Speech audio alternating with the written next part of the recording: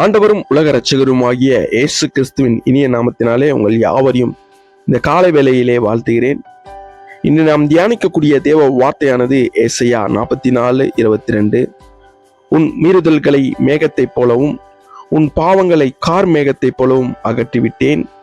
என்னிடத்தில் திரும்பு, உன்னை நான் மீட்டு கொண்டேன்.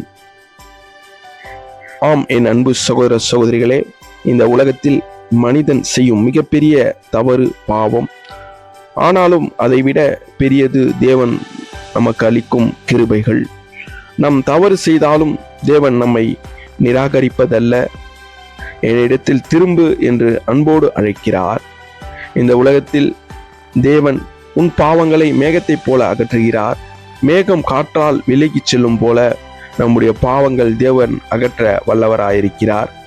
நம் மனம் திரும்பி அவரிடத்தில் வந்தால் அவர் நம்மை மன்னித்து புதிய வாழ்க்கையை தருகிறவராயிருக்கிறார். பல நேரங்களில் நான் அதிகமாக தவறு செய்துவிட்டேன், தேவன் என்னை ஏற்றுக்கொள்வாரா என்று எண்ணலாம். ஆனால் இந்த வசனம் நமக்கு நம்பிக்கையை தருகிறது. தேவன் நம்மை மீட்டு கொண்டார்.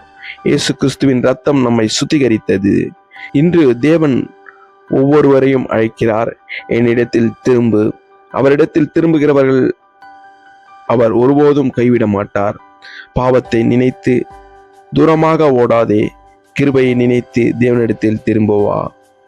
தேவன் உங்களை இரட்சிக்கவும் உங்களை ஆசீர்வதிக்கும் உங்களை வழிநடத்தவும் தேவன் வல்லவராயிருக்கிறார். நம் பாவத்தோடு வாழ்வதை காட்டிலும் பரிசுத்தமான பாவத்தை வெறுத்து அதை விட்டு விலக்கி பரிசுத்தமான வாழ்க்கையை நாம் வாழும்போது தேவன் நம்மை கைவிடாதபடி அழைக்கிற தேவனாயிருக்கிறார். நாம் தவறுகள் செய்தால் உலகம் நம்மை புறக்கணிக்கும், வெளியே போ என்று சொல்லிவிடும். ஆனால் தேவன் தவறுகளை மன்னித்து நம்மை அன்போடு அழைக்கிற தேவனாயிருக்கிறார். நாம் எப்படிப்பட்ட பாவங்கள் செய்திருந்தாலும் தேவனுடைய கரம் நம்மோடு இருக்கும். தேவன் நம்மை அவ்விதமான பாவங்களை விட்டு நம் விலகி வரும்போது தேவன் அன்போடு நம்மை அழைக்கிற தேவனாயிருக்கிறார், மன்னிக்கிற தேவனாயிருக்கிறார். நாம் செய்த பாவங்கள் முழுவதுமாய் தேவன் மன்னிப்பார்.